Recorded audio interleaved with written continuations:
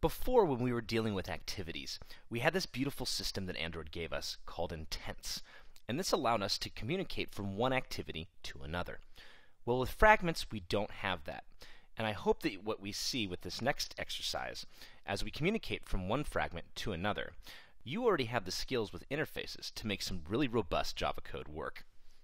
So, now knowing that the activity lifecycle and fragment lifecycle are working together, and we know that a fragment has all these different steps that it goes through on its way to waiting for user interaction, let's see how we actually place those in an actual application.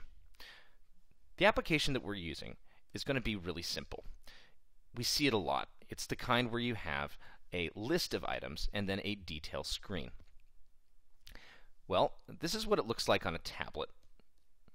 We're going to go one over, and you see here that this fragment, fragment A, communicates with fragment B. This headlines fragment is this fragment right here. If you notice in our headlines fragment, we have all the things that we talked about with the life cycle. Let's go through them step by step and see where things happen. We start with the onAttach. I'm going to come back to this one, though, and talk about this in a minute. Then we also have onActivityCreated, onStart, and onListItemClick. This is not a normal fragment. This is actually a list fragment. The list fragment is basically the same thing as a fragment, but it has some boilerplate code for you that sets up a list view already. So, we have onActivityCreated. You can see that the setListAdapter method, which is, again, a simplified under-the-hood thing for us. If we were to actually follow this one down, you can see that this particular list fragment class actually just has some member variables to help us use a list view. It's things we would have to write for ourselves so often that it's easier for Android to give us a base class that has some of that stuff already implemented. So, we have that already set in a list adapter, looking just like an activity for a list view. We have an onListItemClick that's being overridden that actually sets a listener, again, under the list fragment hood, and allows us to call a method on a callback that will allow us to actually take what item is selected and pass it down to the activity. Now, you might wonder, okay, what are we doing with this activity? Why can't I talk to a fragment directly? Well, you don't know what the screen looks like. You don't really understand whether or not your code is being run in an environment A with 2 panes or environment B with 1 pane having to flip back and forth. The fragment shouldn't be concerned with that. And since it shouldn't be concerned with that, the way that we create functionality for cross-fragment communication is through interfaces and callbacks. Here I've created an interface. I call it onHeadlineSelectedListener, and I want it to make a promise that you'll have an onArticleSelected method. Well, that's fair.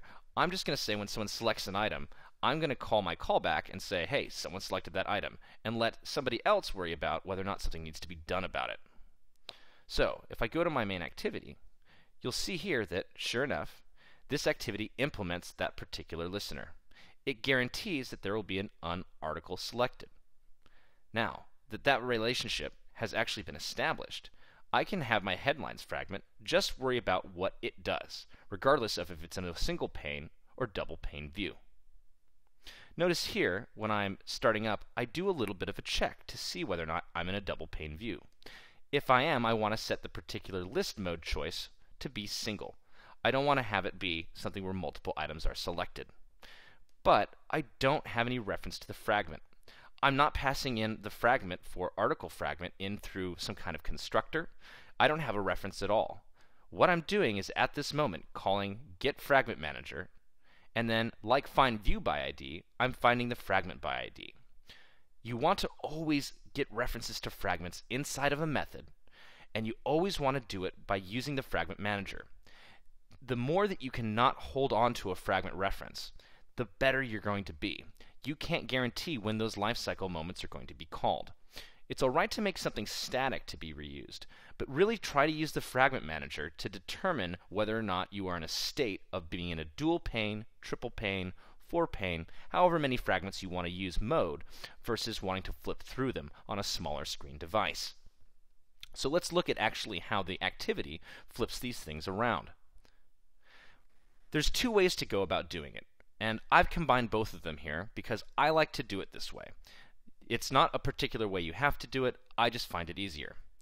Do you remember when we talked about that layout with the SW800DP? Again, this means use this layout directory in case the resolution is over 800. Well, I like to lay out my dual pane layouts this way, where I actually can use the fragment keyword and specify the package to the fragment to describe where it should be on the screen. This makes it super simple for a tablet layout to have a description in a way that makes sense that I can troubleshoot beforehand. And on top of that, I can also look at this for other views and have some semblance of an idea whether or not it's going to be using this layout, which is the smaller resolution layout, or the tablet layout. So, if you want to actually describe all of your particular layouts this way, and you can even see the rotation difference, here I have the proportions pretty much the same. You notice it's always 1 to 2. I have 1 and then 2/3. Okay, so that works out for a tablet. That seems pretty straightforward. We just kind of describe them as views themselves. Well, what about for the other case, the case for a particular phone, a small screen? This is where our activity is going to do some juggling for us. And it looks like a lot of code right away, only because I want to make sure that we step through this in a very clear fashion.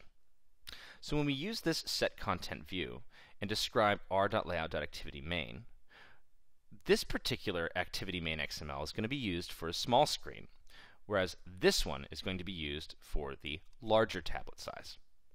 Now that, to differentiate, I basically say if that container does not equal null, as in we have that particular container object in this particular version of activity main, then I know that I need to manually add my fragment to it.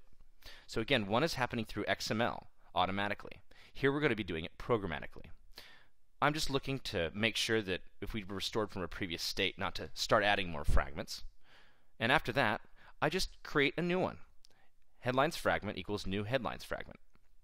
The next step is on that particular fragment, I'm going to use something called setArguments to pass a bundle object around. Again, we don't have the intent system with fragments, but we can still pass around a bundle object with this setArguments method. The method call looks differently, but it's essentially the same. Sticking data in a bundle allows you to pass it around. Here I'm just getting the one that came from the intent that the activity was started with. Finally, you're going to see me using the getFragmentManager piece here with something that we like to call train wreck code. It's where you have a dot and then method call and then dot and then method call. I don't really like people to use this, but for this particular type of call, it really makes things more readable. This method call that you see here, as you investigate it right now in the video, I'm going to show you actually what it could actually be represented as.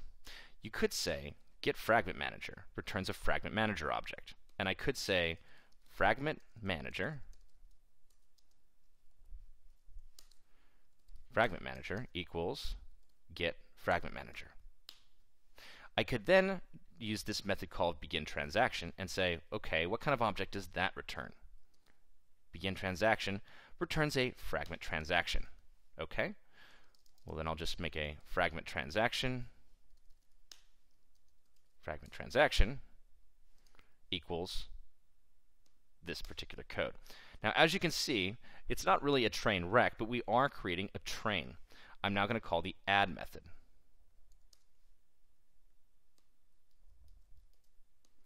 Fragment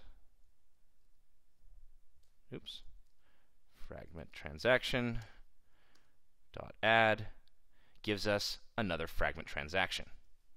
So rather than doing this and going back and forth, as you can see, it keeps returning the same types of pieces that makes this chain work. I'm actually almost issuing commands. You can kind of use it like this. Get the fragment manager and then issue these commands in this order. First, you want to begin a transaction, as in, I would like to add a fragment to the actual fragment management system. Here I am saying add the headlines fragment to the r.id.container. This is how you deal with fragments. You take them and you add them to a container.